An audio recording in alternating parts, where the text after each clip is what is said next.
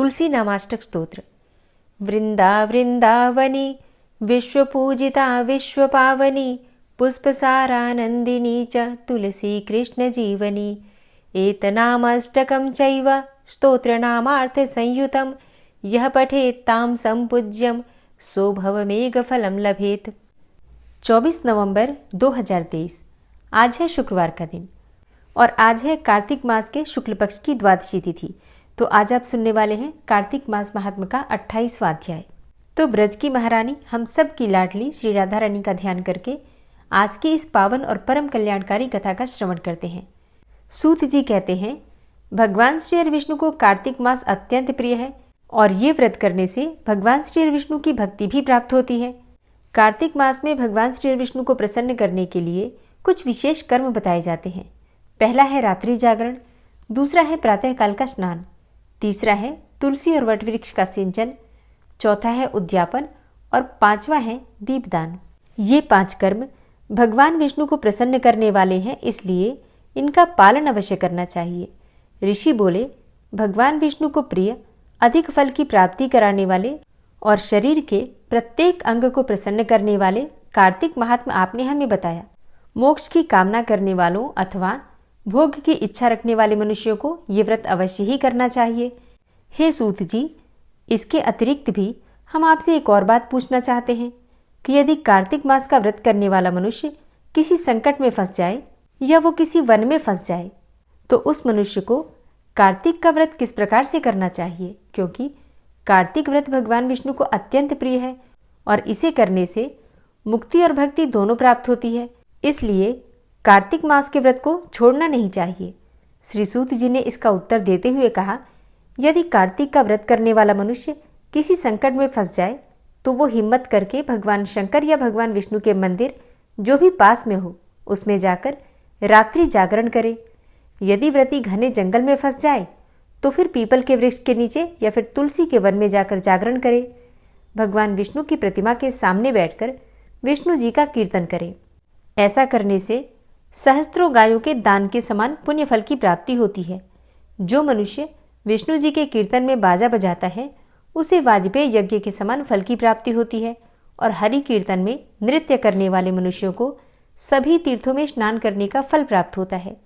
किसी संकट के समय या फिर रोगी हो जाने पर या जल न मिल पाने की स्थिति में केवल भगवान विष्णु के नाम मात्र से मार्जन ही कर लें और यदि उद्यापन न कर सके तो व्रत की पूर्ति के लिए केवल ब्राह्मणों को प्रसन्न होने के कारण विष्णु जी प्रसन्न रहते हैं।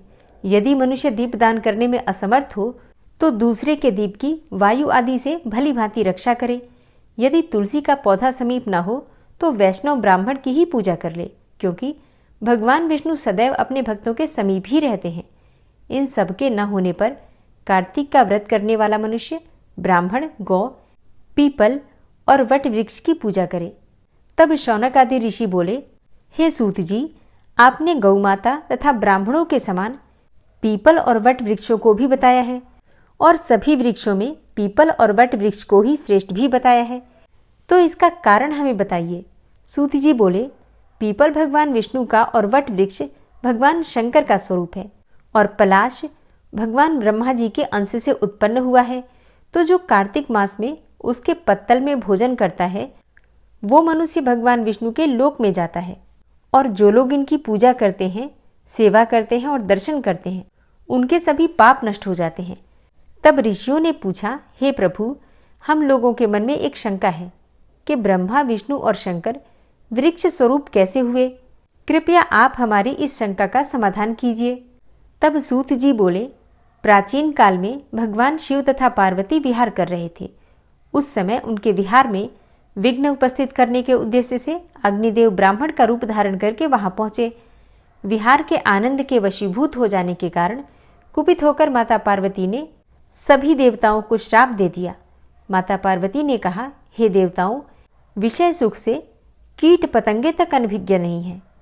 फिर आप लोगों ने देवता होकर भी उसमें विघ्न उपस्थित किया है, इसलिए आप सभी वृक्ष बन जाओ। सूत जी बोले, इस प्रकार कुपित होकर पार्वती जी के श्राप के कारण समस्त देवता वृक्ष बन गए। यही कारण है कि भगवान विष्णु पीपल और शिवजी वट वृक्ष हो गए। इसलिए भगवान विष्णु का योग शनिदेव के साथ होने के कारण शनिवार को ही पीपल को छूना चाहिए, दूसरे किसी भी दिन पीपल को नहीं छूना चाहिए। ओम क्लीम कृष्णाय नमः। कार्तिक मास महात्म्य का 28वां अध्याय समाप्त हुआ और अब आप सुनेंगे कार्तिक मास की कहानी। एक समय की बात है, ऋषिकेश में गंगा के किनारे एक संत रहा करता था। वो संत बहुत ही दयालु स्वभाव का था और नित्य भगवान की पूजा अर्चना करता था। उस संत के बहुत सारे शिष्य थे जो कि उसके सानिध्य में ही शिक्षा ग्रहण करते थे। वो संत जन्म से ही अंधा था, लेकिन उसका एक नियम था। वो प्रतिदिन दिन ढल जाने के बाद गगनचुंबी पहाड़ों में सैर के लिए आया करता था और जब भी वो भ्रमण के लिए जाता तो हरि का कीर्तन करते हुए जाता और इसी प्रकार से रोज वहां से लौट भी आता था। अपने गुरु को प्रतिदिन ऐसा करते देखकर उसके शिष्य असमंजस में पड़ जाते कि वे अंधे होने के बावजूद भी ऐसा कैसे कर लेते हैं। एक दिन अपनी जिज्ञासा के चलते एक शिष्य ने उनसे पूछा, बाबा, आप हर रोज इतने ऊंचे ऊंचे पहाड़ों पर सैर के लिए जाते हैं, वहां तो बहुत सारी खाइयां भी होती होंगी और आप तो उन्हें देख भी नहीं सकते। क्या आपको कभी डर नहीं लगता? कहीं आप डगमगा गए तो, या कोई जंगली जानवर आ जाए तो? क्या आपको इन सब चीजों से जरा भी भय नहीं लगता? अपने शिष्य की ऐसी बातें सुनकर पहले तो वो संत थोड़ा मुस्कुराए और फिर वहां से चले गए। अगले दिन सुबह उन्होंने अपने शिष्य को साथ में भ्रमण करने के लिए चलने को कहा। फिर पहाड़ों पर चढ़ते समय बाबा ने शिष्य से कहा कि यदि कोई गहरी खाई आए तो उन्हें बता दे। ऐसे ही वो दोनों चलते रहे और जैसे ही गहरी खाई आई, शिष्य ने बाबा को इस बारे में बताया और कहा, बाबा, गहरी खाई आ गई है। ये सुनकर बाबा ने शिष्य से कहा कि अब तुम मुझे इस खाई में धक्का दे दो। बाबा की ये बातें सुनकर शिष्य विस्मित होकर चारों ओर देखने लगा। उसने कहा, बाबा, मैं भला आपको कैसे धक्का दे सकता हूँ? ऐसा कुछ करने की तो मैं सोच भी नहीं सकता। शिष्य ने आगे कहा, आप तो मेरे गुरु हैं, मैं तो अपने किसी दुश्मन को भी इतनी गहरी खाई में नहीं धकेल सकता। तब बाबा ने कहा, मैं खुद तुमसे इस खाई में धक्का देने को कह रहा हूँ, ये मेरा आदेश है और यदि तुम इस आज्ञा का पालन नहीं करोगे तो तुम्हें नर्क की प्राप्ति होगी। तब शिष्य ने कहा कि मुझे नर्क भोगना स्वीकार है बाबा, किंतु मैं ऐसा बिल्कुल नहीं कर सकता।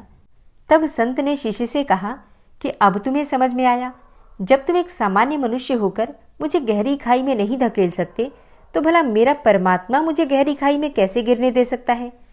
भगवान हमेशा गिरे हुए को उबारते हैं और कभी किसी के साथ गलत नहीं होने देते। ये सुनकर शिष्य ने अपने गुरु को प्रणाम किया और इस सीख के लिए धन्यवाद भी किया। इस छोटी सी कहानी से हमें ये शिक्षा मिलती है कि हमें कभी भी ईश्वर से अपने विश्वास को कम नहीं करना चाहिए।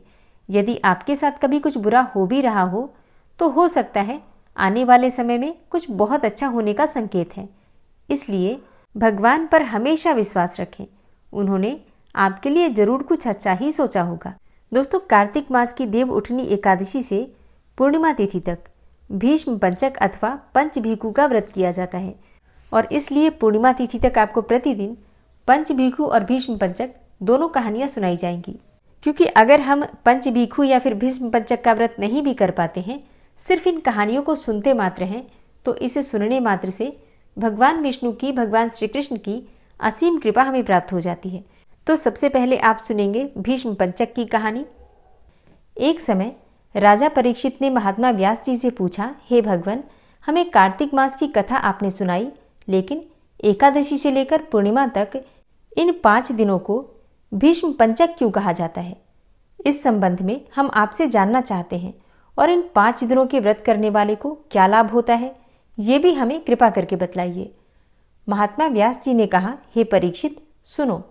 कुछ समय पहले कानपुर में बहुत ही निर्धन सोमेश्वर नाम का एक ब्राह्मण रहता था। उसका शरीर बहुत ही कमजोर था, परंतु वह भगवान विष्णु का भक्त था। कार्तिक मास में वो रोज गंगा स्नान करता और भगवान विष्णु का पूजन करता। पर एक दिन वो शरीर से पीड़ित होते हुए भी गंगा स्नान करने गया, परंतु उससे घाटों की सीढ़ियां उतरी नहीं जाती थी। लेकिन किसी तरह उतरकर वह गंगा जी तक पहुंच ही गया और गंगा स्नान करके वहीं पर बैठकर संध्योपासना करने लगा। वहीं पर वृद्ध ब्राह्मण के रूप में भगवान अपने भक्त पर कृपा करने के लिए बैठे हुए थे। भगवान ने ब्राह्मण को बड़े कष्ट में देखकर पूछा, हे ब्राह्मण, तुम्हारी स्थिति तो स्नान करने की भी नहीं है, फिर भी तुम ऐसी अवस्था में स्नान करने के लिए आए हो। कहो, क्या चाहते हो? भगवान के ऐसे वचन सुनकर वृद्ध ब्राह्मण ने कहा, हे भगवान, मैं बहुत गरीब ब्राह्मण हूँ, इसी से लोगों में अपमानित होता हूँ और तकलीफ पाता हूँ। इसी कारण मैं हमेशा परेशान रहता हूँ। यदि आप कोई उपाय बता सकते हो तो मैं आपकी अपने ऊपर दया समझूंगा। ब्राह्मण के ऐसे वचन सुनकर भगवान रूपी ब्राह्मण ने कहा, हे ब्राह्मण, सुनो, यह कार्तिक का महीना चल रहा है। इसमें शुक्ल पक्ष की एकादशी से लेकर पूर्णिमा तक जो ये 5 दिन हैं, इनको भीष्म पंचक के नाम से पुकारा जाता है। इन 5 दिनों में तुम गंगा के पुत्र भीष्म की पूजा करो, महात्मा भीष्म को जल दान दो और गंध अक्षत पुष्प से उनका पूजन करो और भगवान विष्णु की पूजा तुलसी पुष्प आदि से करो। इससे तुम्हारा सब कष्ट दूर हो जाएगा और तुम अंत में विष्णु लोक में निवास करोगे। हे ब्राह्मण, महाभारत की लड़ाई में जब महात्मा भीष्म सरशैया पर लेटे हुए थे, उस वक्त अपने प्रिय अर्जुन को उन्होंने सब प्रकार का राजधर्म, व्यवहार धर्म, ज्ञान धर्म कहा था। उस समय अर्जुन के सखा कृष्ण वहीं पर थे। जब भीष्म से कृष्ण ने कहा कि हे पितामह, जो मनुष्य कार्तिक मास के शुक्ल पक्ष की एकादशी से लेकर पूर्णिमा तक तुम्हारे नाम से जल देगा और आपकी पूजा करेगा, वो पूजा मैं स्वीकार करूंगा और उसके सब कष्ट दूर करूंगा। अतः हे ब्राह्मण, तू इस भीष्म पंचक व्रत से महात्मा भीष्म का पूजन कर। इसके करने से तेरे सब कष्ट दूर हो जाएंगे। इसके बाद उस ब्राह्मण ने भीष्म पंचक का व्रत किया और सब सुखों को प्राप्त करता हुआ अंत में विष्णु लोक में गया।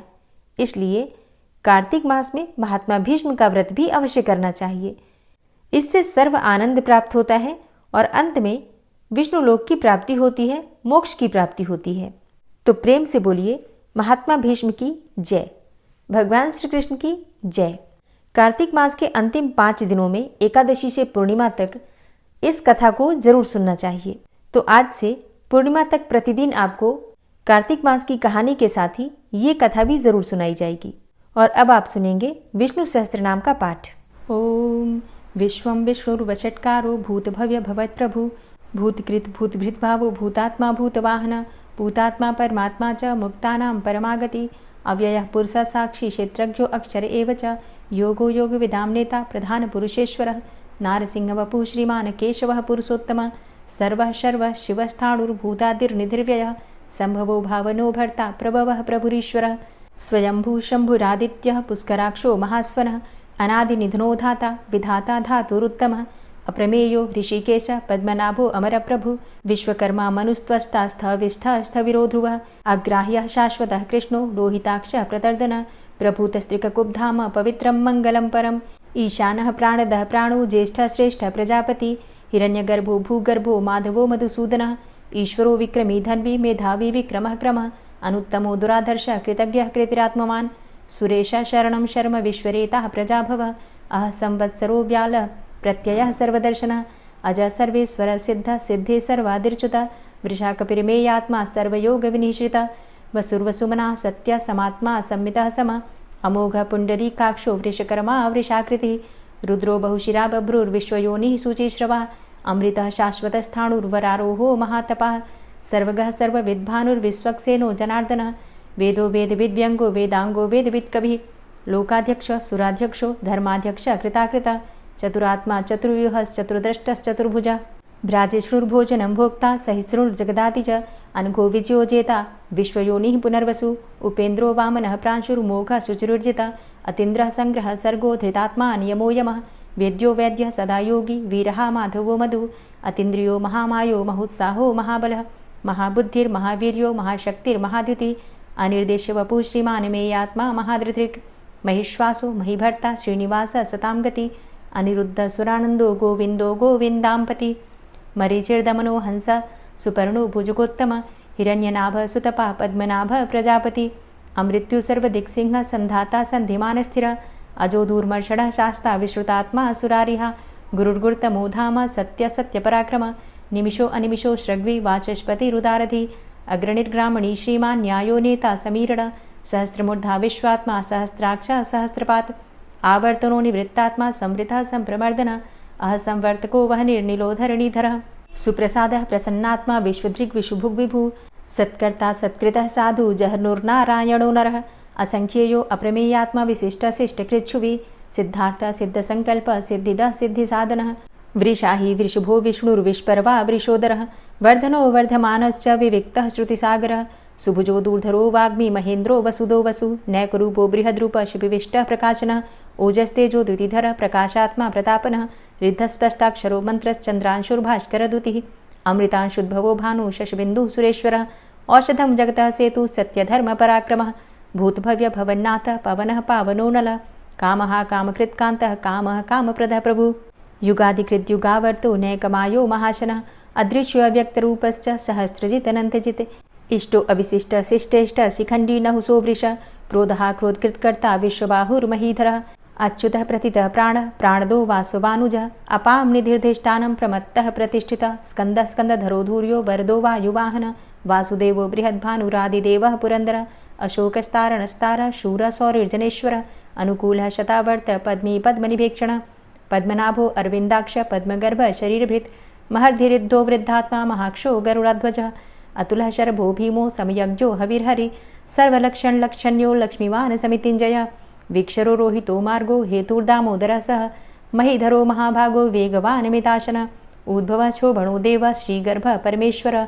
करणं कारणं कर्ता विकर्ता गहनो गुहः व्यवसायो व्यवस्थान संस्थान स्थानदो ध्रुवः परर्थी परमस्पस्तुष्टः पुष्टः सुभेक्षणः रामो विरामो विरजो मार्गो नेयो नयोनयः वीरः शक्तिमतां श्रेष्ठो धर्मो धर्मविदुत्तमः वैकुण्ठः पुरुषः प्राणः प्राणदः प्रणवः पृथु हिरण्यगर्भः शत्रुघ्नो व्याप्तो वायुरुधोक्षजः ऋतुः सुदर्शनः कालः परमेष्ठी परिग्रहः उग्रः संवत्सरो दक्षो विश्रामो विश्वदक्षिणः विस्तारस्थावरस्थाणु प्रमाणं बीजमव्ययम् अर्थो अनर्थो महाकोशो महाभोगो महाधनः अनिर्विण्णः स्थविष्टोभू धर्मयुपो महामख नक्षत्रनेमिर्नक्षत्री क्षमा क्षामः समीहनः यज्ञ इज्यो महेज्यश्च क्रतुसत्रं सतां गतिः सर्वदर्शी विमुक्तात्मा सर्वज्ञो ज्ञानमुत्तमं सुव्रतः सुमुखः सुष्मा सुघोषः सुखदः सुहृतः मनोहरो जित्क्रोधो वीरबाहुर्विदारणः स्वापनः स्ववसो व्यापी नैकात्मा नैककर्मकृत् वत्सरो वत्सलो वत्सी रत्नगर्भो धनेश्वरः धर्मगुप्त धर्मकृद्धर्मी सदसक्षरमक्षरम् अविज्ञाता सहस्रांशुर्विधाता कृतलक्षणः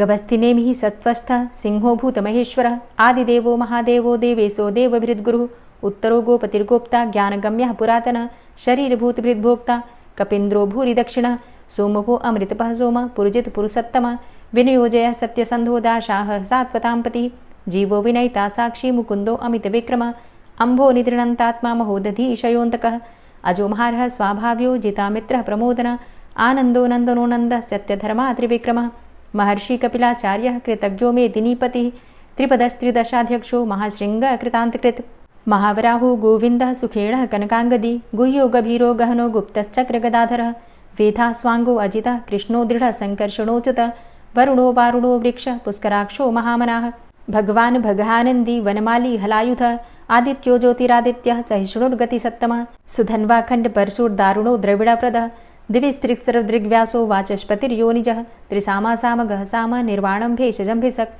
सन्न्यासकृच्छमः शान्तो निष्ठा शान्तिः परायणं शुभाङ्गः शान्तिदस्रष्टा कुमुदः कुवलेशय गोहितो गोपतिर्गोप्ता वृषभाक्षो वृषाप्रिया अनिवर्ति निवृतात्मा संक्षेप्ता चेमकृच्छिवः श्रीवत्सवक्षा श्रीवास श्रीपति श्रीमताम्बरः श्रीद श्रीश श्रीनिवास श्रीनिधि श्रीविभावन श्रीधर श्रीकर श्रेय श्रीमान् लोकत्रयाश्रयः स्वक्ष स्वङ्ग शतानन्दो नन्दिर्ज्योतिर्गणेश्वरः विजितात्मा विधेयात्मा सत्कीर्तिश्छिन्न संशयः उदीर्णः सर्वतक्षशुर्निश शाश्वतः स्थिरः भूषयो भूषणो भूतिर्विशोकः शोकनाशनः अर्चिष्मानर्चितः कुम्भो विशुद्धात्मा विशोधनः अनिरुद्धो अप्रतिरथ प्रद्युम्नो अमितविक्रमः कालिनेमि निहावीर शौरी शूरजनेश्वरः त्रिलोकात्मा त्रिलोकेशः केशवः केशिहारी कामदेवः कामपालः कामीकान्तः कृतागमः अनिर्देशवपुर्विष्णोर्वीरो अनन्तो धनञ्जयः ब्रह्मण्यो ब्रह्मकृद्ब्रह्मा ब्रह्म ब्रह्म विवर्धनः ब्रह्मविद् ब्राह्मणे ब्रह्मी ब्रह्मज्ञो ब्राह्मणप्रियः महाक्रमो महाकर्मा महातेजा महुरगः महाक्रतुर्महायज्वा महायज्ञो महाहवि स्तव्यः स्तव प्रियः स्तोत्रं स्तुतिस्तोतारणप्रियः पूर्णः पुरैता पुण्यः पुण्यकीर्तिर्नामयः मनोजवस्तीर्थकरो वसुरेता वसुप्रदः वसुप्रदो वासुदेव वसुर्वसुमनाहवि सद्गतिः सत्कीर्तिः सत्ता सद्भूति सत्परायणः शूरसेनो यदुश्रेष्ठः सन्निवासः सुयामुनः भूतावासो वासुदेवः सर्वासु निलयोऽनलः दर्पः दर्पदो दृप्तो दूर्धरोऽथा पराजितः विश्वमूर्तिर्महामूर्तिर्दीप्तमूर्तिर्मूर्तिमान् अनेकमूर्तिरव्यक्तः शतमूर्तिः शताननः एको नैकः सवः क किं यत्तत्पदमनुत्तमं लोकबन्धुर्लोकनाथो माधवो भक्तवत्सलः सुवर्णवर्णो हेमाङ्गो वराङ्गश्चन्दनाङ्गदी वीरः विषमः शून्यो घृताशीरचलश्चलः अमानीमानदो मान्यो लोकस्वामी त्रिलोकदृक् सुमेधा मेधजो धन्यः सत्यमेधा धराधरः तेजोवृषः द्वितिधरः सर्वशस्त्रभृताम्बरः प्रग्रहो निग्रहो व्यग्रो नैकशृङ्गो गदाग्रजः चतुर्मूर्तिश्चतुर्बाहुश्चतुर्व्यूहश्चतुर्गति चतुरात्मा चतुर्भावश्चतुर्वेदविदेकपात् समावर्तो अनिवृतात्मा दुर्जयो दुरतिक्रम दुर्लभो दुर्गमो दुर्गो दुरावासो दुरारिहा शुभांगो लोकसारंगः सुतन्तुस्तन्तुवर्धन इंद्रकर्मा महाकर्मा कृतकर्मा कृतागमः उद्भवः सुन्दरः सुन्दो रत्ननाभः सुलोचनः अर्को वाजसनः शृङ्गी जयन्तः सर्वविजयी सुवर्णबिन्दुरक्षोभ्य सर्वभागीश्वरेश्वरः महाह्रदो महागर्तो महाभूतो महानिधि कुमुदः कुन्दरः कुन्दः पर्जन्यः पावनो नीलः अमृताशो अमृतवपुः सर्वज्ञः सर्वतोमुखः सुलभः सुव्रतः सिद्धः शत्रुजित् शत्रुतापनः न्यग्रोधो दुम्बरो अस्वस्थश्चाणुरान्ध्रनिषूदनः सहस्रार्चिः सप्तजिह्वः सप्तैधा सप्तवाहनः अमूर्तिरणघो अचिन्त्यो भयकृद्भयनाशनः अणुर्बृहत् कृशस्थूलो गुणभृन्निर्गुणो महान् अधृतः स्वधृतः स्वास्य प्राग्वंशो वंशवर्धनः भारभृति कथितो योगी योगी स सर्वकामद आश्रम श्रमण छाम सुपर्णो वायुवाहन धनुर्धरोर्धनुर्वेदो दण्डोदमयितादम अपराजितः सर्वसहो नियन्ता नियमो यमः सत्त्ववान् सात्विकः सत्य सत्यधर्मपरायण अभिप्रायः प्रियार्होर्ह प्रियकृत् प्रीतिवर्धनः विहाय सगतिर्ज्योति सुरुचिर्हुद्भुग्विभु रविर्विलोचनः सूर्य सविता रविलोचनः अनन्तो हुद्भुग्भोक्ता सुखदो नैकजोग्रज अनिर्विण्ण सदामर्षि लोकाधिष्ठानमद्भुतः सनात सनातन्तमः कपिलः कपिरप्ययः स्वस्तिदा स्वस्तिकृत् स्वस्ति स्वस्तिभुक् स्वस्ति दक्षिणः रौद्रः कुण्डली चक्रे विक्रमयुर्जितशासनः शब्दातिगः शब्दशः शिशिरः शर्वरीकरः अक्रूरः पेशलो दक्षो दक्षिणः क्षमिणाम्बरः विद्वतमो वितभय पुण्यश्रवणकीर्तनः उत्तारणो दुष्कृतिः पुण्यो दुःस्वप्ननाशनः वीरः रक्षणः सन्तो जीवनः पर्यवस्थितः अनन्तरूपो अनन्तसृर्जितमन्युर्भयापः चतुरश्रो गभीरात्मा विदिशो व्यादिशो दिश अनादिर्भूर्भुवो लक्ष्मीः सुवीरो रुचिराङ्गद जननो जन्मादिर्भीमो भीमपराक्रमः आधारनीलयोधाता पुष्पहासः प्रजागर ऊर्ध्वगः सत्पथाचारः प्राणदः प्रणवपण प्रमाणं प्राणनीलयः प्राणभृत् प्राणजीवनः तत्त्वं तत्त्वविदेकात्मा जन्म मृत्यु जरातिगः भूर्भुवः स्वस्तरुस्तारः सविता प्रपितामहः यज्ञो यज्ञपतिर्यज्वा यज्ञाङ्गो यज्ञवाहनः यज्ञभृद्यज्ञकृद्यज्ञ यज्ञभुग्यज्ञसाधनः यज्ञान्तिकृद्यज्ञ गुह्यमन्यमन्नादेव च आत्मयोनिः स्वयं जातो वैखानः सामगायनः देवकीनन्दनः स्रष्टा क्षितिसः पापनाशनः शङ्खभृन्नन्दकीचक्री शारङ्गधन्वा गदाधरः रथाङ्गपाणिरक्षोभ्य सर्वप्रहरणायुध ओम नमः इति। पंचभीखू की कथा। एक साहूकार के बेटे की बहू थी जो बहुत सुबह उठकर कार्तिक के महीने में रोजाना गंगा नहाने जाती थी और पराये पुरुष का मुंह नहीं देखती थी। एक राजा का लड़का था जो कि रोज गंगा नहाने जाता था। जब भी वो गंगा नहाने जाता और सोचता कि मैं इतनी सुबह नहाने आता हूँ फिर भी मेरे से पहले कौन नहा लेता है। 5 दिन कार्तिक के रह गए। अब कार्तिक मास के 5 दिन रह गए। फिर उस दिन साहूकार की बहू तो नहाकर जा रही थी, उसी समय राजा का बेटा आ रहा था। खुड़का सुनकर वो जल्दी जल्दी जाने लगी और इस वजह से उसकी माला मोचड़ी टूट गई। राजा आया, उसने माला मोचड़ी देखी और सोचा कि जिसकी माला मोचड़ी इतनी सुंदर है तो इसे पहनने वाली कितनी सुंदर होगी। सारी नगरी में राजा ने हेलो फिरा दिया कि जिसकी ये माला मोचड़ी है वो मेरे पास 5 दिन आएगी, तब मैं उसकी माला मोचड़ी वापस दूंगा। साहूकार के बेटे की बहू ने कहलवा दिया कि मैं 5 दिन आऊंगी, पर किसी को साख भरने के लिए बिठा दियो। राजा ने गंगा जी पर बिछावन करके एक तोते को पिंजरे में टांग कर रख दिया। वो सुबह आई और पहली पैड़ी पर पैर रखकर बोली, हे कार्तिक के ठाकुर, राय दामोदर, 5 पांडु, 6 नारायण, भीषम राजा, उस पापी को नींद आ जाए। मैं सत की हूं तो मेरा सत रखना। राजा को नींद आ गई और वो नहा धोकर जाने लगी तो तोते अर्थात सुवा से बोली कि सुवा सुवा सुवटा, गल घालूंगी हार, साख भरिए मेरा वीरा। सुवा बोला, ये कोई वीर भी साख भर सकता है? तब वो बोली कि सुवा सुवा सुवटा, पग घालूंगी नेवर, साख भरिए मेरा देवर। सुवा ने कहा, अच्छा भाभी, मैं साख भरूंगा। वो तो कहकर चली गई। राजा हड़बड़ा कर उठा। सुआ से पूछा कि सुआ सुआ वो आई थी, कैसी थी? सुआ बोला, आभा की सी बीजनी, होली की सी झल, केला की सी कामनी, गुलाब का सा रंग। राजा ने सोचा कि कल मैं अपनी उंगली चीर के बैठ जाऊंगा तो नींद नहीं आएगी। दूसरे दिन उंगली में चीरा डालकर बैठ गया। वो आई, उसने वैसे ही प्रार्थना करी, बस राजा को नींद आ गई। नहा के जाने लगी तो सुआ ने साख भरा दी। राजा ने उठते ही फिर सुआ से पूछा तो सुआ ने कल के जैसा ही जवाब दिया। उसने सोचा कल तो मैं आंख में मिर्च डालकर बैठ जाऊंगा। तीसरे दिन आंख में मिर्च डालकर बैठ गया। सारी रात हाय हाय करके बिताई। वो आई और उसने वैसे ही प्रार्थना की। राजा को फिर से नींद आ गई। वो नहाकर सुआ से साख भराकर चली गई। अब राजा ने सोचा कि कल तो मैं कांटों की सेज बिछाकर बैठूंगा। चौथे दिन वो कांटों की सेज पर बैठकर हाय हाय करता रहा, पर जब वो आई तो उसने प्रार्थना की और राजा को नींद आ गई। उसने सुआ से साख भरा ली और कहा कि उस पापी से कह दियो मेरे 5 दिन पूरे हो गए, अब मेरी माला मोचड़ी मेरे घर भेज देगा। राजा ने उठते ही सुआ से पूछा कि वो आई थी क्या? सुआ बोला, आई थी, अपनी माला मोचड़ी मंगाई है। थोड़े दिन के बाद राजा को कोढ़ निकल आया। त्राही त्राही पुकारने लगा। ब्राह्मण को बुलाकर पूछा कि सारे शरीर में जलन कैसे लग गई। ब्राह्मण बोला कि ये कोई पतिव्रता स्त्री का पाप धरा है जिससे लगी है।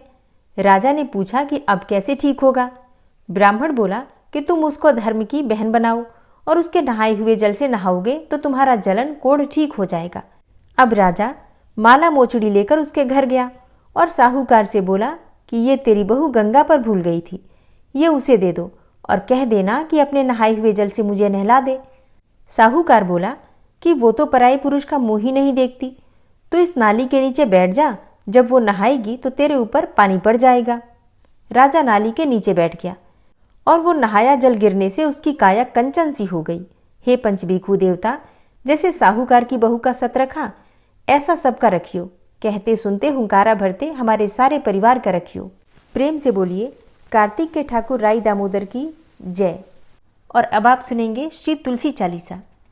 श्री तुलसी महारानी करो विनय सिरनाय, जो मम हो संकट विकट दीजे मात नशाय। नमो नमो तुलसी महारानी, महिमा अमित न जाए बखानी। दियो विष्णु तुमको सन्माना, जग में छायो सुयस महाना। विष्णु प्रिया जय जयति भवानी, तिहु लोक की हो सुख खानी।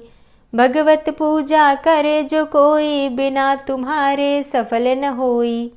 जिन घर तव नहीं होय निवासा, उस घर कर ही विष्णु नहीं बासा। करें सदा जो तव नित सुमिरन, तेहि के काज होय सब पूरन। कार्तिक मास महात्म तुम्हारा, ताको जानत सब संसारा। तव पूजन जो करे कुंवारी, पावे सुंदर वर सुकुमारी। करे जो पूजा नित प्रति नारी, सुख संपत्ति से होय सुखारी। वृद्धा नारी करे जो पूजन, मिले भक्ति होवे पुलकित मन। श्रद्धा से पूजे जो कोई, भवनिधि से तर जावे सोई। कथा भागवत यज्ञ करावे, तुम बिन नहीं सफलता पावे। छायो तब प्रताप जग भारी, ध्यावत तुम्हि सकल चित धारी। तुम्ही मात यंत्रन तंत्रन में, सकल काज सिद्धि होवे क्षण में। औषधि रूप आप हो माता, सब जग में तव यश विख्याता। देव ऋषि मुनि और तपधारी, करत सदा तव जय जयकारी। वेद पुराणन तव यश गाया, महिमा अगम पार नहीं पाया। नमो नमो जय जय सुख कारणि, नमो नमो जय दुख निवारणी। नमो नमो सुख संपत्ति देनी, नमो नमो अघ काटन चेनी। नमो नमो भक्तन दुख हरणी, नमो नमो दुष्टन मद छेनी। नमो नमो भव पार उतारणी, नमो नमो परलोक सुधारणी। नमो नमो निज भक्त उबारणी, नमो नमो जन काज सवारणी। नमो नमो जय कुमति नशावनी, नमो नमो सब सुख उपजावनी। जयति जयति जय तुलसी माई, ध्याऊं तुमको शीश नवाई। निज जन जानि मोहि अपनाओ, बिगड़े कारज आप बनाओ। करूं विनय मैं मात तुम्हारी, पूर्ण आशा करहु हमारी। शरण चरण कर जोरी मनाऊं, निश दिन तेरे ही गुण गाऊं। करहु मात अब मोह पर दाया, निर्मल होए सकल मम काया। मांगू मातु यही बर दीजे, सकल मनोरथ पूर्ण कीजे। जानू नहीं कछु नेम अचारा, क्षमहु मातु अपराध हमारा। 12 मास करे जो पूजा, तासम जग में और नहीं दूजा।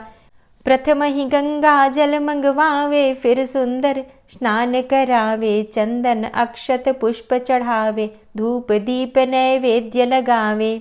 करें आचमन गंगा जल से, ध्यान करे हृदय निर्मल से।